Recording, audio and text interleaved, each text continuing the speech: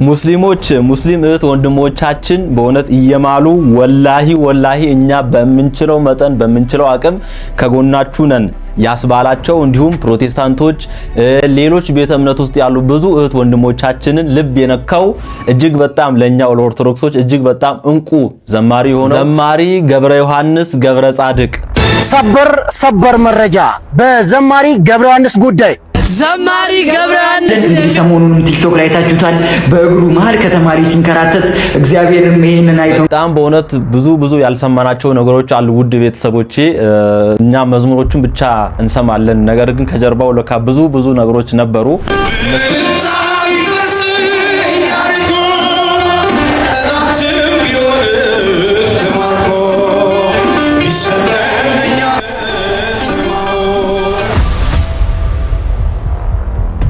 እነሱ ቪዲዮዎች አሉ ውድ ቤተሰቦቼ እና ሰሞኑ የተጀመረ ቻሌንጅም አለ። እሱም የደረሰ የሚለውን እንመለከታለን። ትላንትና አዶናይ የዘማሪ ገብረ ዮሐንስ ገብረ ጻድቅን ቻሌንጅ እናስጀምር መኪና ከነሹፌሩ የሚል ነገር ቻሌንጅ ለማስጀመር እንቅስቃሴ ጀመረ። ይሄ ልጅ አዶናይ በነገራችን ላይ ማለት ነው የኢትዮጵያን ሕዝብ ቻሌንጅ እያደረገው ነው ያለው። ገብረ ዮሐንስ አዶናይን እንዴት ትገልጸዋለህ? ፐርሰናሊ በአካል ስለማላውቀው እንጂ በስራው በጣም በፈረንጆቹ ፌብሩዋሪ 40 በእኛ የካቲት 7 እጅግ በጣም አስፈሪ ነገር ይከሰታል። አስፈሪው መረጃ ይፋ ሆኗል። ሁላችሁም ጥንቃቄ አድርጉ። ከቫለንታይን ዴይ 45 ቀናት በኋላ ምን እንደሚፈጠር ታውቁ። በእውነት ልታዩ የሚገባ እጅግ በጣም ድንቅ የሆነ ቪዲዮ ይዤላችሁ መጥቻለሁ። የፍቅረኛሞች ቀን ቫለንታይንስ ዴይ ይባላል ይሄ ቀን እና ማየት ያለባችሁ እጅግ በጣም ድንቅ የሆነ ቪዲዮ ነው። ሌሎች እጅግ በጣም እናነሳቸው ድንቅ የሆኑ ቪዲዮዎች አሉ። ሁሉንም እንመለከታለን። ዲያቆን ኃይለ ሚካኤል ነኝ። ትንሽ ተጠፋፍተን ነበር። ባለፈውም የጠፋሁበትን ጉዳይ አንዳንድ ነገሮችን አጫውቻችሁ ነበር። ፐርሰናሊ ያለበትን ሁኔታ እኔ አቅሙም ጉልበቱም የለኝም። እግዚአብሔር እኔ ሌላ ቦታ የሚሄድበትን ቦታ የለም።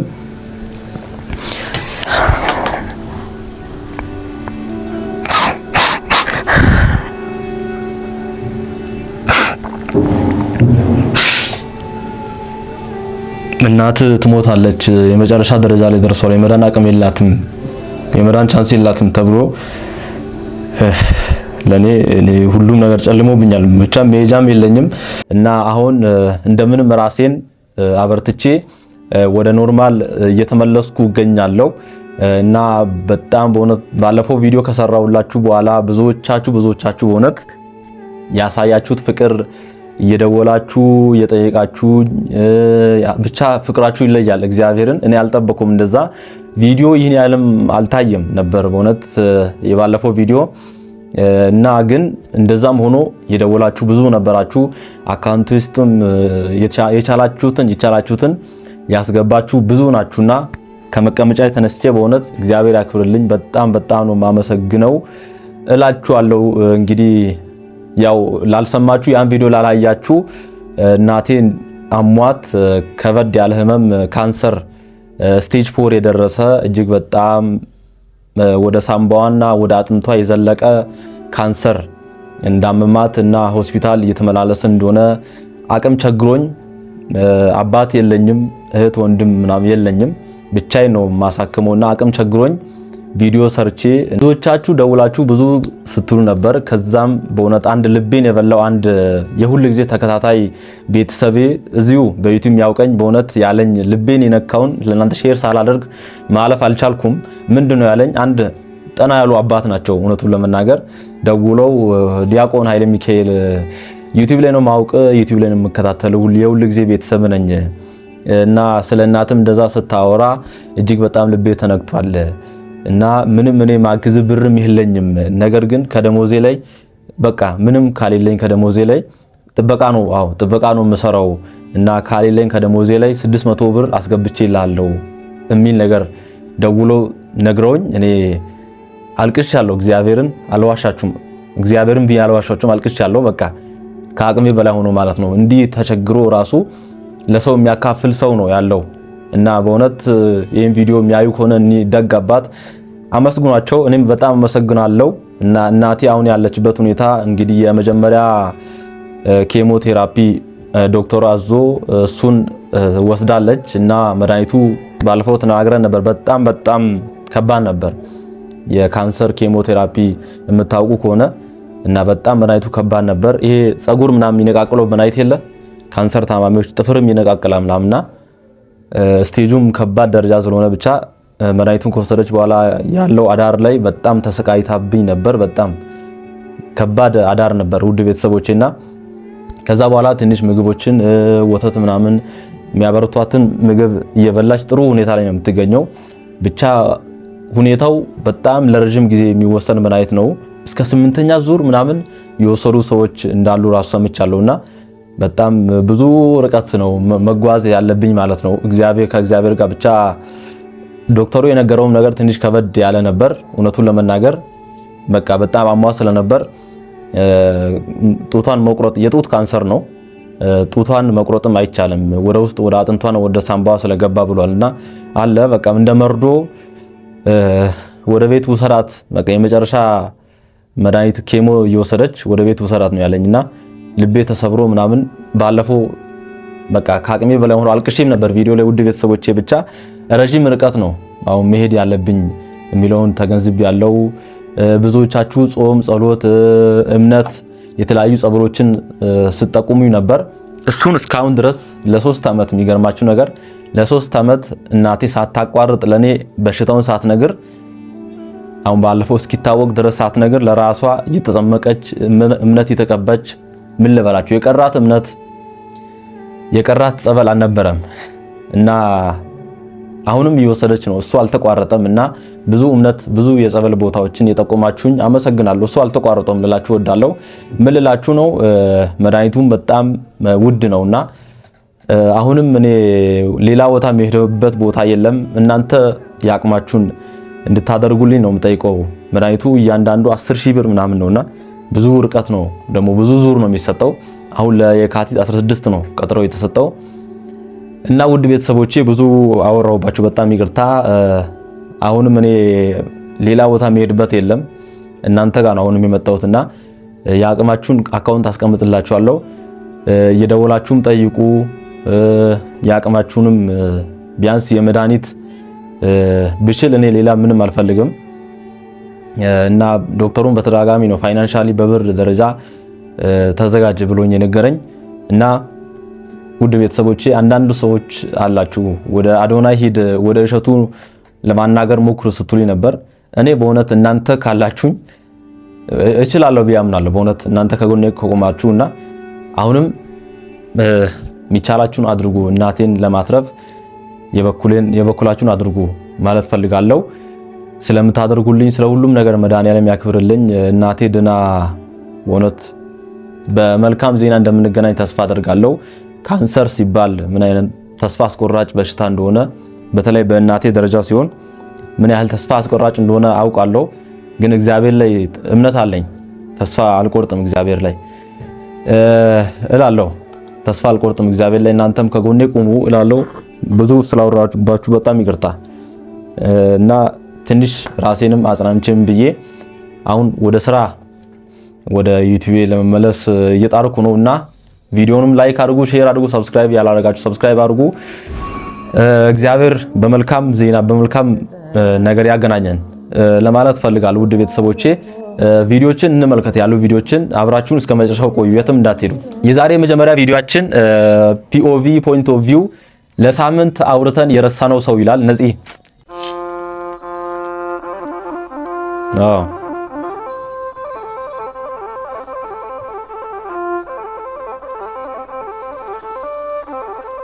ይሄ ነው እንግዲህ የኛ ነገር የኛ መጨረሻ ይሄ ነው እንግዲህ። በቃ አንድ ሳምንት ተጮኸ ተረሳ ነፂ እና ውድ ቤተሰቦቼ በድጋሚ ነፍስ ይማር እንላለን ለነፂ።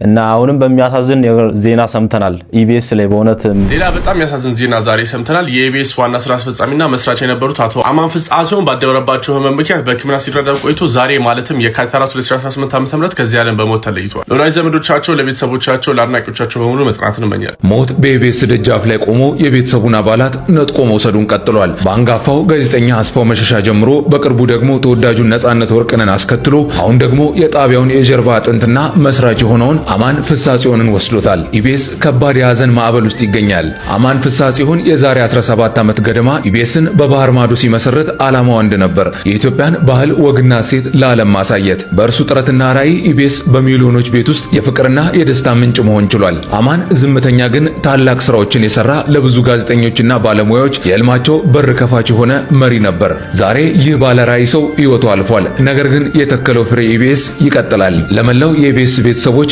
መጽናናትን እንመኛለን። ይህም ቪዲዮ ስሰራላችሁ ትላንት ማለት ነው የካቲት 4 ላይ ነው ያረፈው።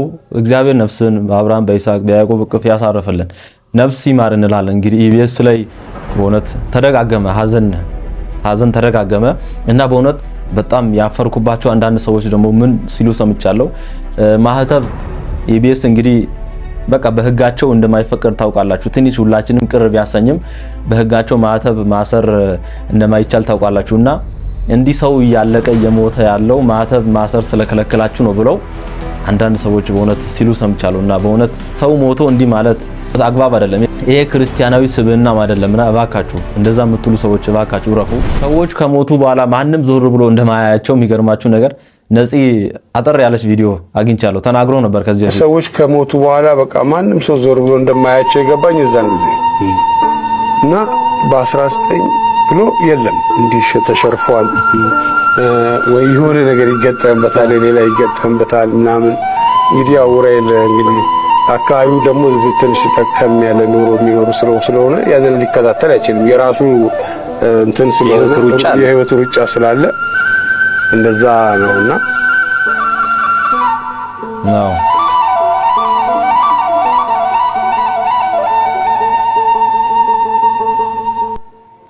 ነፂም ተረሳ።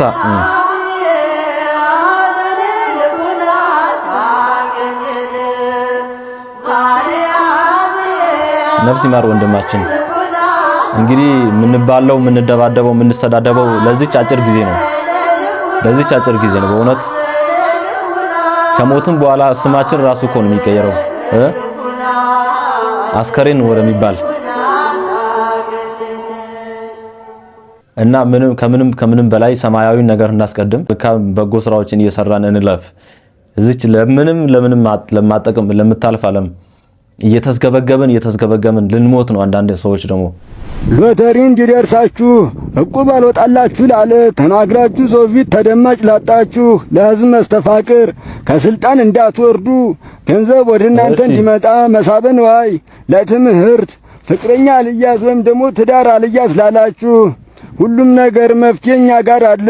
እላይ ባለው ስልክ ቁጥር ደውላችሁ ብታናገሩ ለሁሉም አይነት መፍትሄ መስጠት እችላለሁ። መርጌታ ነኝ።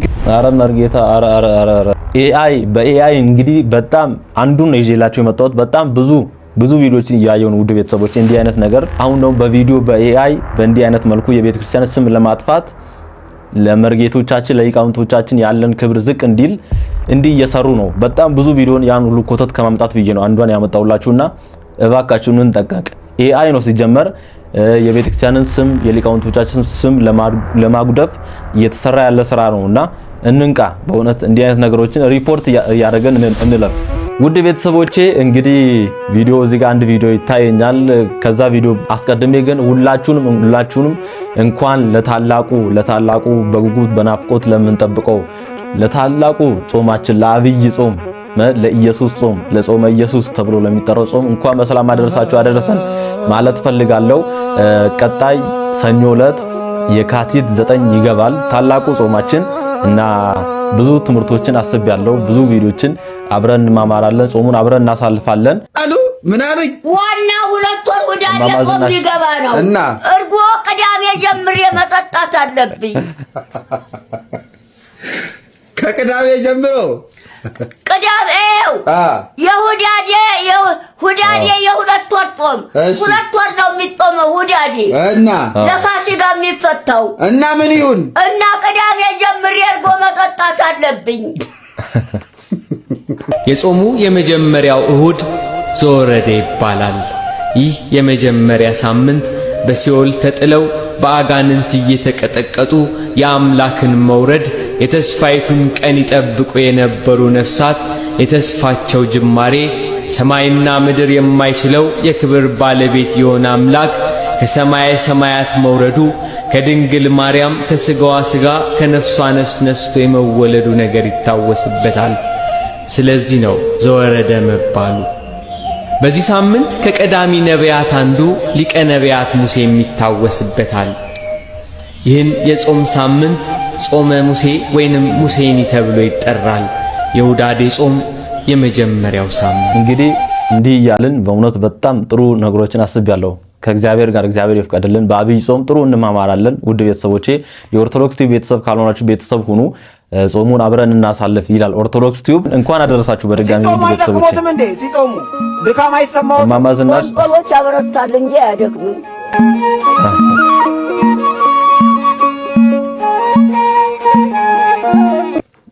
ጾም ጸሎት ያበረታል እንጂ አያደክምም።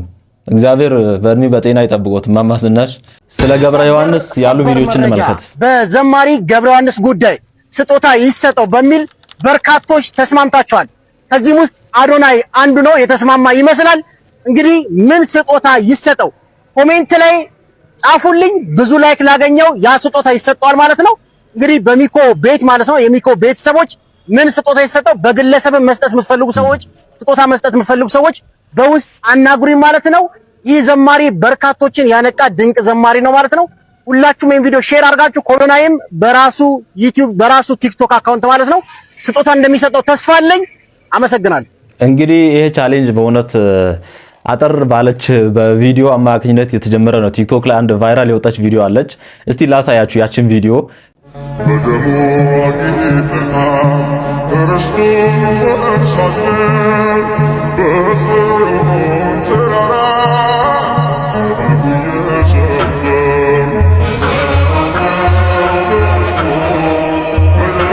እቺ ቪዲዮ ናት እንግዲህ ቫይራል ወጣ።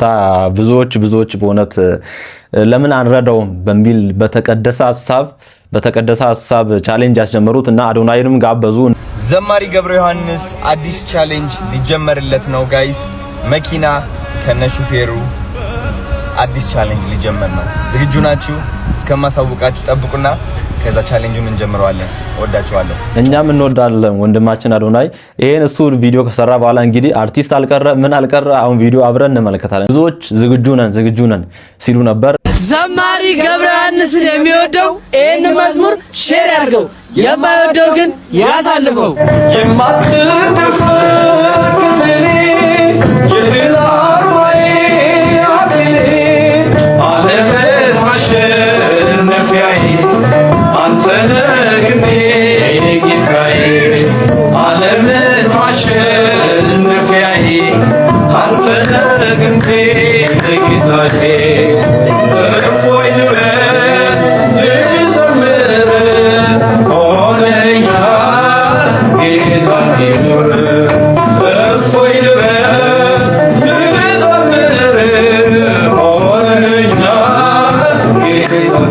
እዚህ ጋር ደግሞ እኛ ሞተረኞች የአዶናይን ቻሌንጅ እየጠበቅን ነው እናንተስ ብለዋል ብዙዎች። በቃ በጣም ደስ ይላል።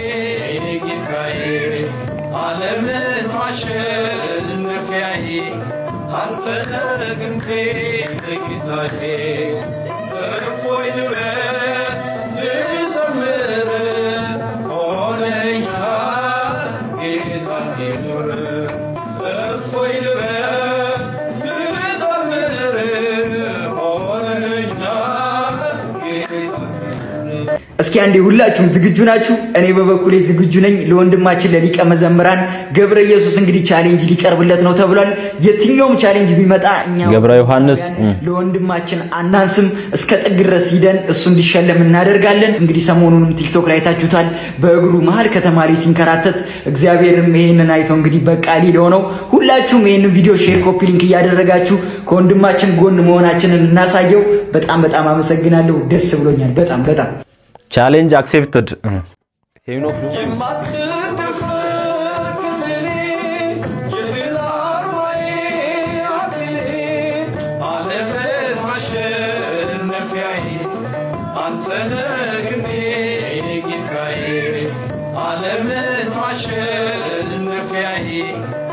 ድል አለ በስምህ ድል አለ በቃልህ ተራራው ይናዳል አማኑኤል ስልህ የምትለዋ ይህች መዝሙር እጅግ ጥልቅ የሆነ የእምነት የመታመንና እንዲሁም ደግሞ መናወጥ የሌለበትን የፈጣሪ ኃይል የሚገልጽ ነው።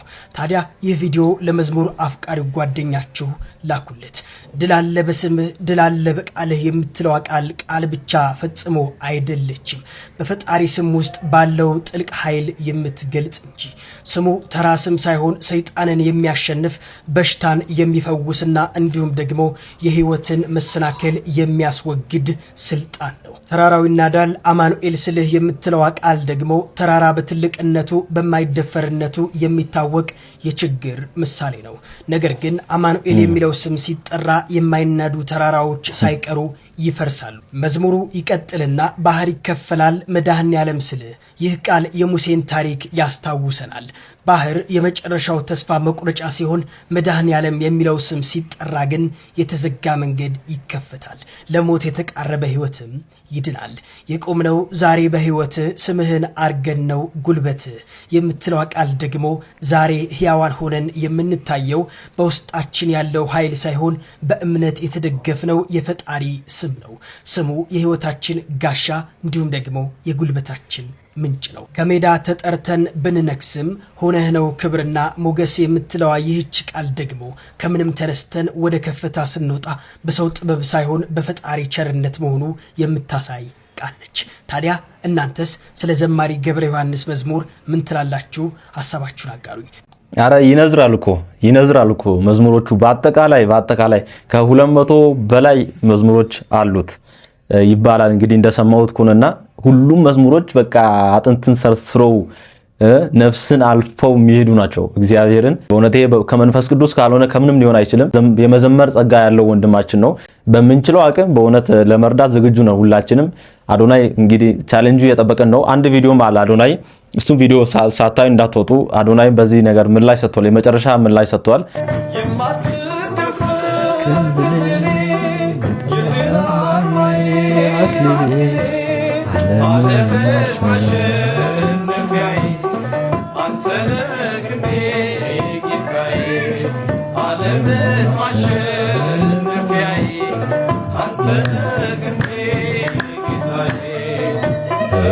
ወይ ልበል ዘምር ሆነህና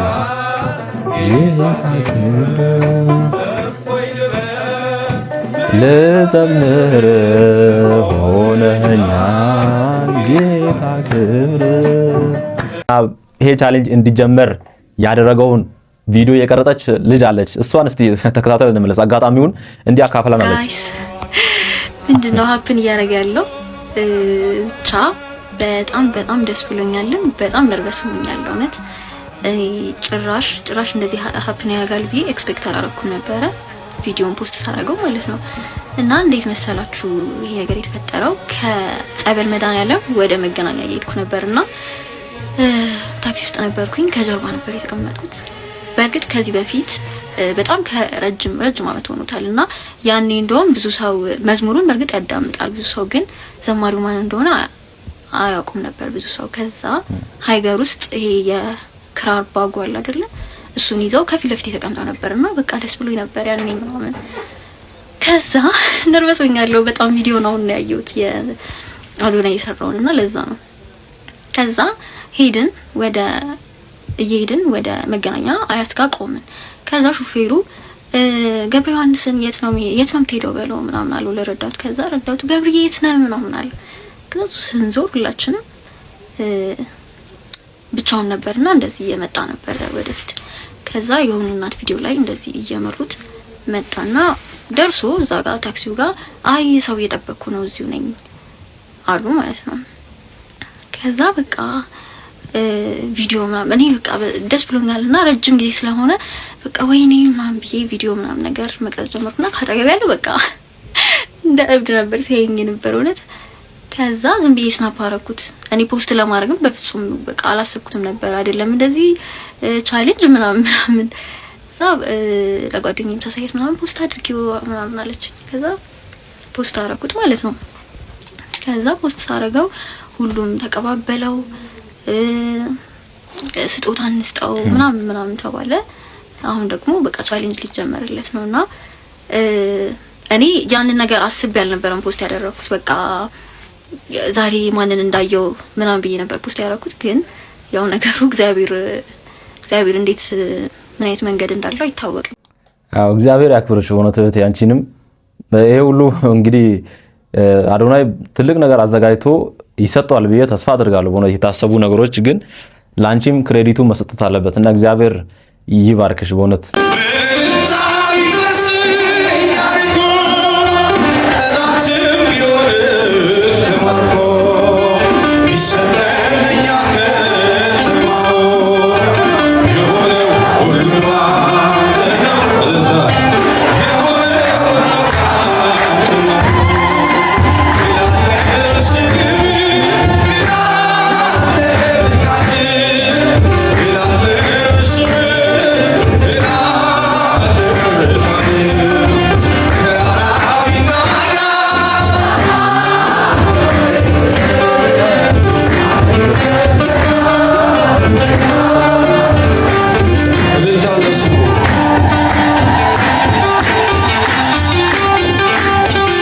አቤት ጸጋ ሞልቶ እየፈሰሰ ጸጋ ማለት ይሄ አይደል? በእውነት ይሄ የመንፈስ ቅዱስ ስራ ነው በእውነት።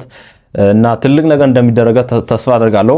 እዚህ ቲክቶከር አዶናይ መምጫው ላይ እንግዲህ ወይም ደግሞ ወደዚህ ሶሻል ሚዲያው ሲመጣበት ጥሩ ያልሆነ ግብሩ አሊያም ንግግሩ ጎልቶ የወጣበት አለፍ ሲልም ደግሞ ዳጸ ልሳን መሆኑ ታውቆ ባነጋገር ስብራት የመጣ እንጂ የልብ የመነጨው ማንነት፣ ደግነት፣ ፍቅርና ህብረት መሆኑን በተከታታይ ስራዎቹ እያሳየ ነው። አንዳንዶች ደካሞች ትላንት የተናገራትን አንድ ቃላት ብቻ እያነሱ ለማሸማቀቅ ሲሞክሩ እሱ ደግሞ ዕለት ተዕለት ለሰዎች መድረሱን እንደዚሁ ቀጥሏል። በጣም በሚያስገርም በሚያስደንቅ መልኩ የኔ ምርቃት ይደርሳል ወይስ አይደርስም አላውቅም፣ ግን እድሜህን ያርዝመው ልንል የምንችልባቸው ብዙ ስራዎች ተሰርቶ ነው። ይሄ ነው እንግዲህ አዶናይ ማለት እስቲ በእውነት ድሮ የተናገራት አንድ ቪዲዮ እየጸለይኩኝ ያለ ማለት ነው ራሴን ጠየቅኩት። አዶናይ ግን ከልብህ ምንድነው የምትፈልገው? በቃ ይህ ሁሉ እያደረክ ያለው ገንዘብ ለማግኘት መጨረሻ ዓላማክ ምንድነው? ገንዘብ ስታገኝ ራሴን ጠየቅኩት። ከዛ ምን እንደታየኝ ታውቃላችሁ? የኢትዮጵያ እናቶች ራሳቸውን ማስተዳደር የማይችሉ የቤታቸው ኪራይ መክፈል የማይችሉ ሰዎች ለነሱ በቃ ላይክ ለመድረስ በጣም በቃ ፍላጎቱ አለኝ። በጣም በቃ አይኔን ጨፍኝ እያለምኩት ነው እንግዲህ ሁሉ ከ2 ዓመት በፊት። ከዛ ምን አደረኩኝ መሰላችሁ? አይዞሽ ችግር የለው ምን ያለሁልሽ ምናምን ብዬ ማለት ነው የቤት ኪራይዋን ደግሞ ለአመት ነው ለ2 ዓመት ከፈልኩላት። በቃ ደስ ብሏት በቃ ልጆቿም ደስ ብሏቸው በዛው ልክ ምናምን እኔም በቃ ላይክ የሆነ ውስጤ ደስ አለኝ ምናምን። እሱ ነው ህልሜ ነው። ያ ነገር ደግሞ እግዚአብሔር እንደሚያመጣልኝ እርግጠኛ ነኝ። ገንዘብ ደግሞ ይመጣል በቅርብ ቀን። ከመጣ ገንዘብ ደግሞ እግዚአብሔር ያውቃል ወደ ምን እንደማውለው ምን አይነት ሰው እንደምሆንበት። እናንተን ነው ማግዛችሁ በዛ የኔ ወንድሞች። አይገርማችሁም? እንባይ መጣ እውነት።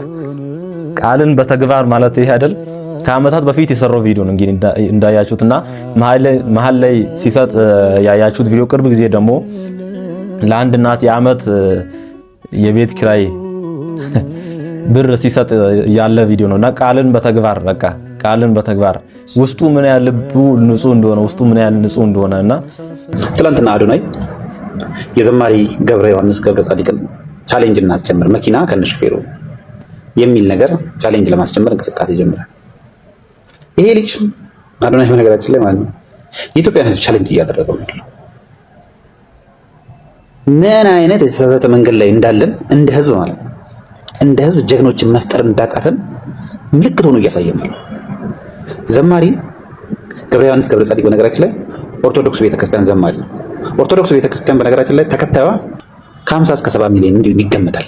ይሄን ትልቅ ምናልባት እኮ ይሄ የህዝብ ብዛት የተለያዩ አፍሪካ ሀገሮች ብንሄድ እኮ 10 አፍሪካ ሀገር መሆን ይችላል።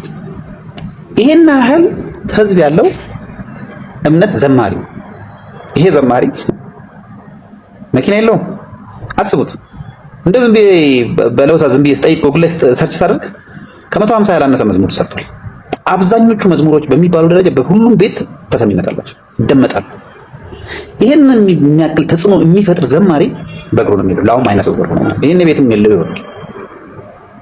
አስቡ ምን አይነት ሰዎችን እያነገስ ምን አይነት ሰዎችን ቀብረን እንደምንኖር ተመልከቱ።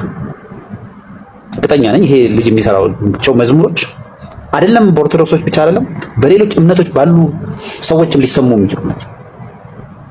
ይሄንን የሚያክል ትልቅ ሰው ይሄንን የሚያክል ጀግና በእግሩ እንዲሄድ አድርገን እነማንን መኪና ውስጥ እንዳስገባን እንመልከት እስቲ። ራሳችንን እንታዘብ። ተምሬን የሚሰሩ ሰዎችን እንሰርቃቸዋለን፣ ለማይሰሩት ወስደን እንሰጣለን። ይሄን ልጅ እኮ ካሴቱን መግዛት ብንችል ሲዲዎቹን መግዛት ብንችል ዛሬ የሚኖረው ኑሮ አይኖርም። ዩቲዩብ ላይ ሄጄ አየሁት ያለውን ተከታይ ብዛት የሱን ፔጅ ማለት ነው 49000 150 መዝሙሮችን የዘመረ ሰው ዝም ብሎ ራንደም ነው በነገራችን ላይ ከዚህ የበለጠ ሊሆን ይችላል። እና የተለያየ አገልግሎት ላይ መገኘት የሚችል ሰው እድሜ ልኩን ለዚህ ለሃይማኖቱ ዲቮት ያደረገ ሰው እኛም አንከተልም። ግን አንዲት ሴት ማለት ነው ሰው እርቃኗ መጣ እንዲህ ስለደነሰች እሷን እንከተላለን። በሚሊዮን ሰዎች ይከተላል። እርስ በርስ የተሰዳደቡ ሰዎች ማለት ነው ትዳራቸውን በ6 ወር ውስጥ ፈተው የመጡ ሰዎችን የሆነ ኮንስፓይረሲ ቲዮሪ ስላለ በአንድ ግር ብለን 300,000 ሰው 400,000 ሰው እንከተል። ምን ነካል? ከዚህ እንማር። ለማንኛውም አዶናይ ይዘው የመጣው ቻሌንጅ እንደ ህዝብ ማለት ነው እንድንነቃን አደረገ። አሁን ታንኪዩ ለዚህ ነው በነገራችን ላይ ይሄን ልጅ የማየው ሂል እንድናደርግ ነው እንደ ማህበረሰብ ሂል እንድናደርግ የሆነ ፖይንት ነው እያሳየን ያለው። ዛሬ ለዘማሪ ገብረ ዮሐንስ የተደረገውን ነገር አይደለም ማየት ያለባችሁ፣ ሊደረግ የታሰበውን ነገር ማድረግ አይደለም ያስባችሁት። እንዴ አጠገብ ያሉ ሌጀንዶች እንዴት እየኖሩ ነው? ለምንድን ነው እንዲህ አይነት ኑሮ ለነሱ የሚገባው? ለጸሐፊዎች፣ ለደራሲዎች፣ ለኢንጂነሮች፣ ለዶክተሮች ትልቅ የሆኑ ስራዎችን ለሚሰሩ ሰዎች ለምንድን ነው ባሪ ማንስተው? አንድ እኮ ማለት ነው ጂኒየስ የሆነ ኢንጂነር የሆነ ቢሮ ውስጥ ብትገቡ ሁሉንም ቢት የሚያደርገው ማለት ነው ስራ አጥ ነው። እሱን በጥቅል ብሎት ምናምን ነገር ተገፍቶ ነው። ያው ሊንኩን አስቀምጥላችኋለሁ የዘማሪ ገብረ ዮሐንስን የዩቲዩብ ቻናል ማለት ነው። እና ሰብስክራይብ አድርጉ ሁላችሁም እየገባችሁ ሊንኩን አስቀምጣለሁ። እኔ ከዚሁ በኦዲዮ ልጀምር ቻሌንጁን። እኔም ሰብስክራይብ አደርጋለሁ፣ እናንተም ሰብስክራይብ አድርጉ። በዚህ ሁሉ ነገር እስቲ አዶናይ ያለውን እንስማ። አጠር ያለች ቪዲዮ ሰርቶ ነበር። ቤትና መኪና ይሁን ወይስ መኪና እስከነ ሹፌሩ ይሁን የሚባሉ ነገሮች ተነስተው ነበር። አዶናይ እስቲ ይዞ የመጣው እንመልከት።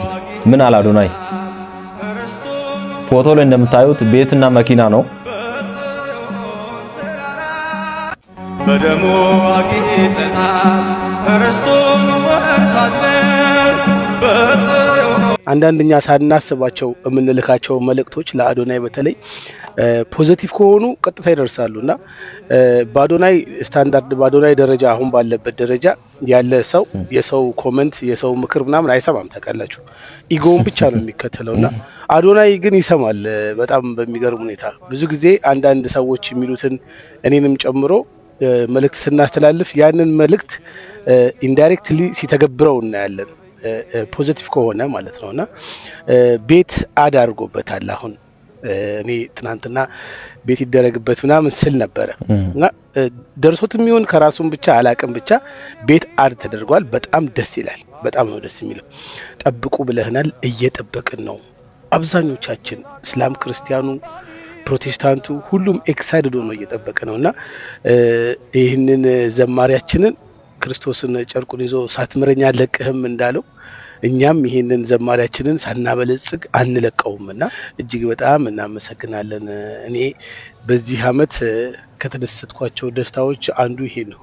ይገርማቸዋልና ሌሎች ከዚህ በፊት ሶሻል ሚዲያ ላይ በጣም ተጽዕኖ ስትፈጥሩ የነበራችሁ ሰዎች አሁን እየወጣችሁ እንወድሃለን እንደዚህ ምናምን የምትሉ የነበራችሁ ሰዎች በጣም ብዙ አላችሁ፣ የኦርቶዶክስ እምነት ተከታዮችና አይቻቸዋለሁ። እዚህ ላይ በፎቶ ምናምን ማምጣት አልፈልግም እና በቃ በጣም ከልቤ ነው የምወድህ በቃ ምናምን እያላችሁ የነበራችሁ መውደድ ብቻው ምንም አይሰራም። በነገራችን ላይ ይሄ ሰውዬ ነገ ከነገ ወዲያ መኪና ቢገጨው ቱቦ ውስጥ ገብቶ የሆነ ነገር ቢሆን ምንም መውደድ ያንተ መውደድ ምንም አይጠቅመውም። እና በተግባር ሁላችንም መገኘት አለብን። አዶናይ እናመሰግናለን። መልካም ቀን። በእውነት በጣም በጉጉት እንጠብቃለን። አዶናይ ገብረ ዮሐንስ አዶናይን እንዴት ትገልጸዋለህ? ፐርሰናሊ በአካል ስለማላውቀው እንጂ በስራው በጣም በተለይ ትላንትና ከትላንት ወዲያ የእህታችን የትናየትን ጉዳይ ቲክቶክ ላይ እንደቀልድ እንደዚህ ስነካካ ያዳመጥኩ ነበር። በጣም እውነት ከእድሜው በላይ እየሰራ ያለ የተባረከ ልጅ ነው። እድሜ ይርዘም። በጣም ደስ ብሎኛል። በዚህ መንገድ ገና እንታወቃለን። ስለዚህ አሁን ብዙ አላወራም። ስላሰበው ሀሳብ ግን እጅግ እግዚአብሔር ስሙ የተመሰገነ ይሁን። መልካም እንድታስብ የረዳህ እግዚአብሔር ስሙ ይመስገን። ልጅቷ በየዋህነት ፖስት አድርገው ከዛ በኋላ ደግሞ ወደ ህብረተሰቡ እንዲደርስ የበኩላችሁን አስተዋጽኦ ያደረጋችሁ ወንድሞች በጣም ነው አመሰግናለሁ። ስፔሻሊ አንተም ሚኮም እጅግ አድርጌ አመሰግናለሁ። አጋሪ በጣም ቴንክ ዩ። ሚኮም በዚህ ቻሌንጅ በእውነት ትልቅ ተሳትፎ እያደረገ ነው። እውነት እግዚአብሔር ይባርክ ሚኮ። ናታኔም ነኝ በአገልግሎቴ የሚለው መዝሙር ራሱ የሰራሁት ምናልባት ነገ ከፍ ስል እንደው ያንን ነገር እንዳረሳ እኔ እንደማስታወሻ ጭምር ነው። ነገ ደግሞ በስጋ ሞት ባልፍም እንኳን ያ ገብረ ዮሐንስ እንዴት እንደነበረ ቤተክርስቲያንም ሰውም እንዲማርበት ነው። ናታኔም ነኝ በአገልግሎቴ አይከፋኝ በጣም ወዳት መዝሙር እጠርጋለሁ ደጅህን ጌታ ዝቅ ብዬ ላንተ ውለታ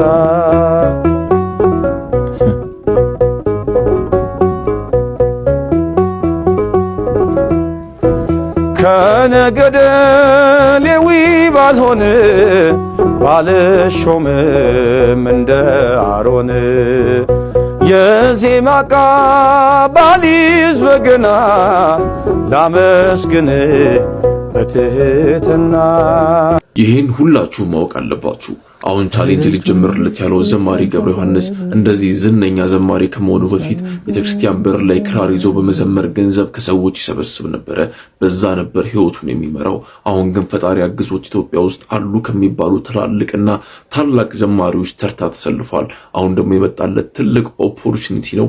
ይሄ ደግሞ ግዴታችን ነው። አገልግሎናል፣ እንክሰዋለን። ሙስሊም ክርስቲያን የሚባል ነገር የለም። በዚህ የሰው ልጆች የሆን እንዳለ ኢትዮጵያውያን ፍቅራችንን እንገልጥለታለን። የልፋት ውጤት ነው፣ ይገባዋል።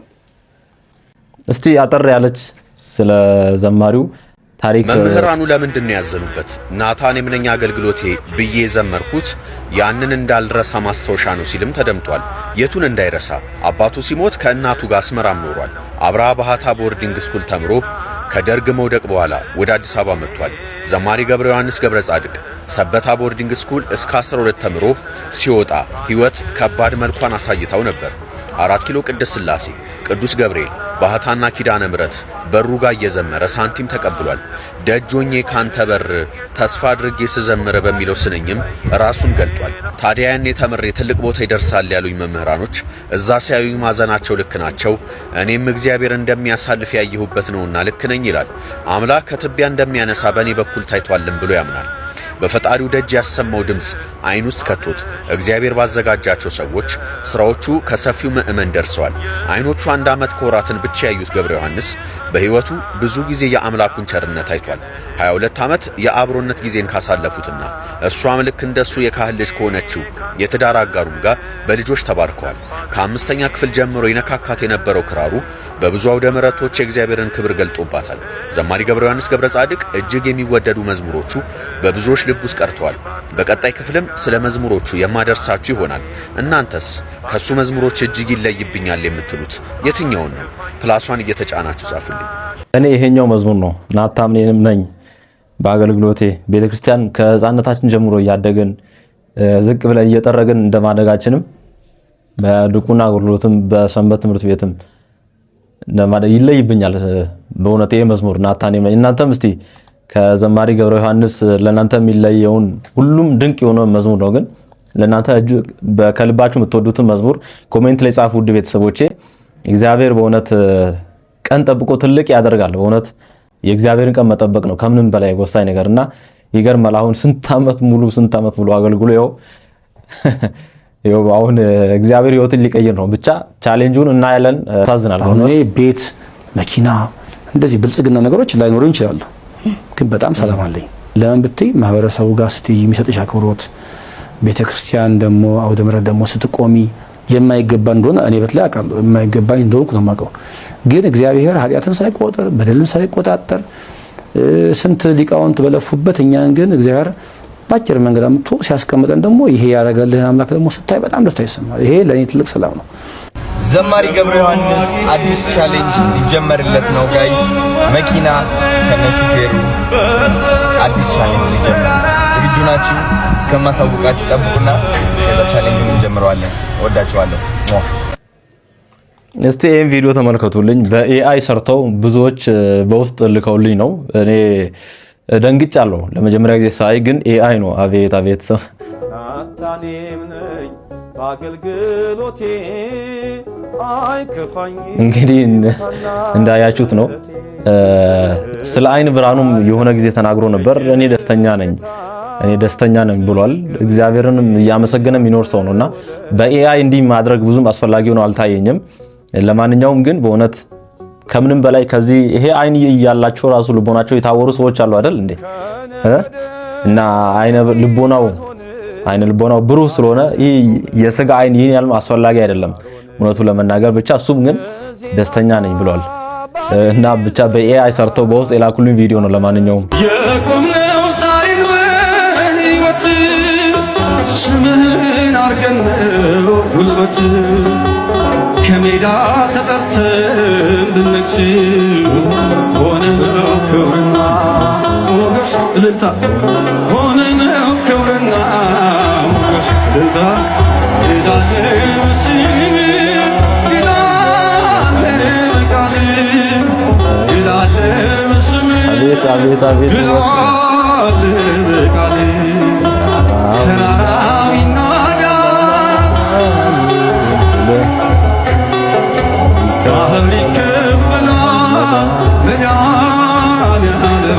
ገብርዬ ኦርቶዶክሱ ብቻ አይደለም ፕሮቴስታንቱም እስልምና እምነት ተከታዮችም ሁላችንም ከገብርዬ ጎን ነን እያሉና ምን ተላቸዋል ሁሉንም እነሱ ደስ ብሎኛል በጣም በዚህ አጋጣሚ ያው ባለፈውም ሳዳምጥ ምናልባትም የመጀመሪያው ኮሜንት ሰጪ በእስልምና እምነት ውስጥ ያለ ወንድም ሊሆን ይችላል እየገምታለሁ የሰማሁት መረጃ ነው እና በጣም ይሄ ትልቅ እውነት ትልቅ ነገር የመተባበር መንፈሳችንን እጅግ ደስ የሚያሰኝ ስለሆነ በዚህ አጋጣሚ ለወንድማችን ያለኝ አክብሮት እገልጣለሁ ያው ኦርቶዶክሳውያን በእምነት አብረን ስለሆን ግን በእምነት የማይመስሉ ሰዎች በዚህ ተሳትፎ ደግሞ መግባታቸው በጣም ደስ የሚያሰኝ ነው እና እኔም ትውልድ ነኝ ብፅዕት እልሻለሁ እንደ አባቶቼ ስምሽን አከብራለሁ በጣም በእውነት ደግሞ እንኳን ሲዘምር ሲያወራ ራሱ ድምጹ እንዴት ደስ ይላል በጣም ደስ ይላል እግዚአብሔር ውድ ቤተሰቦቼ እስቲ ቅድም መግቢያ ላይ አንድ ነገር ብያችሁ ነበር ስለ ቫለንታይን ዴይ እስቲ አንድ ወንድማችን አንድ ያጋራው መረጃ እስቲ እንመልከት አስፈሪው መረጃ ይፋ ሆኗል። ሁላችሁም ጥንቃቄ አድርጉ። ከቫለንታይን ዴይ 45 ቀናት በኋላ ምን እንደሚፈጠር ታውቃላችሁ? አሃዙ እጅግ በጣም ያስደነግጣል።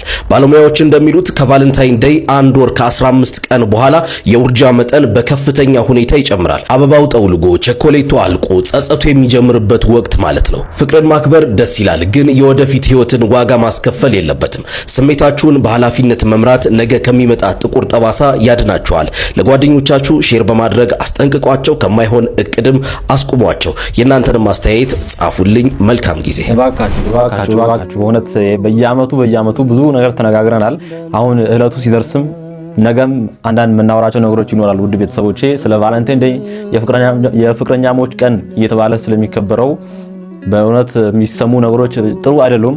እዚህ ጋር ስለ ውርጃው ምናምን ሰምታችኋል። ግን ብዙ እህቶቻችን ድንግልናቸው የሚያጡበት ብዙ ዝሙት ዓለም ላይ የሚደረግበት በጣም በእውነት የኃጢአት ክምችት በቃ አንድ ላይ ተከምሮ የሚደረግበት ቀን ነውና በእውነት ጥንቃቄ እናድርግ። እህት ወንድሞቻችን ሁላችንም በሚቻለን መጠን ይሄም ቀን በቤተክርስቲያን ሄደን ለማሳለፍ እንሞክር። በእኛ 7 ነው ፌብሩዋሪ 14 ማለት ነው ስላሴ ቀን ማለት ነው። በአጋዕዝተ ዓለም ስላሴ ቀን ቤተክርስቲያን ሄደን ለማክበር እንሞክር። ይሄንን ቀን ለማምለጥ እንሞክር ማለት ፈልጋለሁ። እናወራለን በቀጣይ ቀናትም ስለዚህ ጉዳይ በደንብ እናወራለን። እናንተም የምታውቁትን ነገር ሼር አድርጉ። ስለ ቫለንታይን ቀን ብቻ የሰይጣን ቀን ነው። በእውነት በጣም መጥፎ ቀን ነው። ብዙ ኃጢአት የሚደረግበት ቀን ነውና እንጠንቀቅ። በእውነት ይሄን ቪዲዮ በቲቪም በስልክ የምታዩ ቤተሰቦቼ ከቤተሰቦቻችሁም ጋር ከልጆቻችሁም ጋር ሆናችሁ የምታዩ ቤተሰቦቼ ጥንቃቄ እንዲያደርጉ በደንብ ምከሯቸው። ውድ ቤተሰቦቼ የዛሬ ቪዲዮዎች ይህንን ይመስሉ ነበር። ዲያቆን ኃይለ ሚካኤል ነበሩ። እግዚአብሔር ሩቅ ነገር ዳንያለም በቀጣይ በሰላም ያገናኘን። እወዳችኋለሁ። ደህና ሁኑልኝ። ደህና ቆዩልኝ። እንዳልተራ አንደበትም የለ ፊቱንም እንዳለ ስራ ያሳፈረ ታውቆኛል።